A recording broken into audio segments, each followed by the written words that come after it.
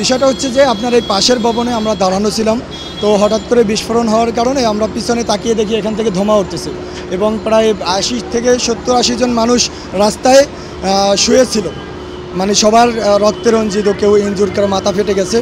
তো আমরা সবাই যারা আশেপাশে ছিলাম তারা এসে তাদেরকে গাড়িতে করে নিয়ে গেছি, সবাই পানি পানি বলে চিল্লাচ্ছিল।